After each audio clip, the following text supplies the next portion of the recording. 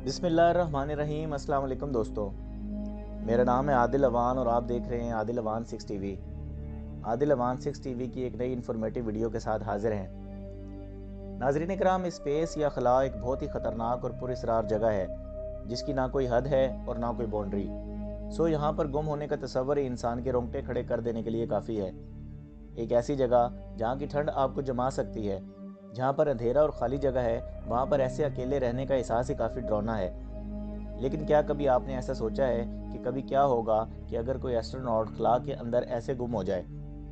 अगर ऐसा सोचा है तो आज की वीडियो के अंदर आपको इसी बात का जवाब मिलने वाला है। नाज़रीन कराम, खलाई तहकीकी इदारे नासा के एस्ट्रोनॉट कहते हैं कि कुछ सेफ्टी स्टैंडर्ड होते हैं कि उन्हें खला में जाते हुए किन चीज़ों की एहतियात करनी है और कैसे हर वक्त स्पेस वॉक के दौरान भी, यानी स्पेस स्टेशन से बाहर भी काम या मुरम्मत करते वक्त स्पेस स्टेशन से राब्ते में कैसे रहना है। और खला में उन्हें खोने से बचाने के लिए 20 मीटर लंबे स्टील के वायर के साथ स्पेस स्टेशन से जोड़ा जाता है। लेकिन अगर ये वायर भी किसी तरह से टूट जाए तो दूसरा इमरजेंसी ऑप्शन स्पेस स्टेशन के अंदर वापस आने के लिए होता है, जिसे सिफर का इस्तेमाल कहते हैं। ये सिंप्लीफाई 84 ईवा रेस्क्यू भी कहते हैं। यहाँ पर ईवा का मतलब है एक्स्ट्रा वेलिकुलर एक्टिविटी। ये इमरजेंसी जेट बैग सिस्टम है जो कि एयर स्पेस के एस्ट्रोनॉट के सूट के साथ जुड़ा होता है और ऐसे इमरजेंसी की हालत में एस्ट्रोनॉट को एक पुश या धक्का फराहम करता है कुछ फासले पर यहाँ वहाँ जाने के लिए। लेकिन मान लें कि अगर एस्ट्रोनॉट किसी तरह से बेहोश हो गया या इस हालत के अंदर ना हुआ कि सिफर को इस्तेमाल कर सके, तो इस सूरत में आखिरी और तीसरा ऑप्शन बचता है जिसे रेस्क्यू मिशन कहा जाता है। ये स्पेस स्टेशन के मेंबर्स एस्ट्रोनॉट को बचाने के लिए प्लान करते हैं। लेकिन ये काम सुनने में जितना आसान लग रहा है, दरअसल इतना है नहीं, क्योंकि ऐसा स्पेस क्राफ्ट में मौजूद होना है ही नहीं जो कि खला में गुम होने वाले एस्ट्रोनॉट को खला में किसी दूरी से ढूंढकर वापस स्पेस शटल में लाया जा सके। नाज़रीन कराम, इन्हें कई वायर से खुद को अटैच करके इस एस्ट्रोनॉट को वापस लाने का प्लान बनाया जा सकता है। लेकिन अगर वो ये रेस्क्यू मिशन ना कर पाए तो ये एस्ट्रोनॉट खला में कहीं गुम हो जाएगा और इसके साथ क्या होगा ये किसी को नहीं मालूम।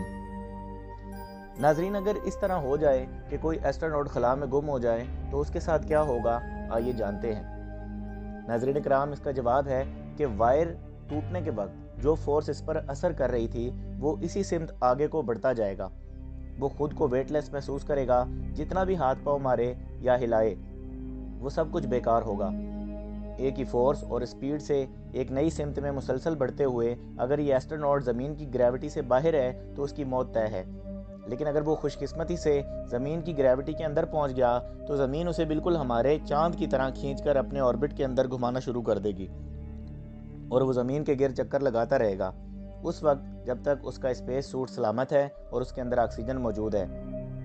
नाज़रीन कराम, तकरीबन 8 घंटों तक। लेकिन अगर स्पेस सूट के अंदर कोई ख़राबी थी या वो तबाह हो गया था तो उसके अंदर गैस एक्सपोज होने की वजह से और उसका स्पेस सूट ख़राब होने की वजह से उसके स्पेस का माहौल इस एस्ट्रोनॉट को सिर्फ 15 सेकंड के अंदर बेहोश कर देगा और बाहर कोई एयर प्रेशर ना होने की वजह से इसका खून बॉयल करने लगेगा, जिससे इसका साइज़ दुगना हो जाएगा और इसका साइज़ बढ़ जाएगा और इसकी फ़ौरन से मौत हो जाएगी। ये सब कुछ सिर्फ चंद मिनटों में हो जाएगा और अगर एस्ट्रोनॉट की मौत हो जाती है तो उसकी बॉडी खला के अंदर जब तक घूमती रहेगी जब तक इसे कोई उठाकर ना ले जाए, क्योंकि खला के अंदर इसकी बॉडी को डीकम्पोज करने के लिए ऑक्सीजन मौजूद है ही नहीं। ये भी मुमकिन है कि सही एंगल और वेलोसिटी से ज़मीन की तरफ बढ़ते हुए ये एस्ट्रोनॉट ज़मीन पर गिरने के लिए आगे की तरफ बढ़ता जाए, मगर अपने सूट की फ्रिक्शन की वजह से और तेज़ रफ्तारी की वजह से ये जलकर खाक के अंदर बदल जाए।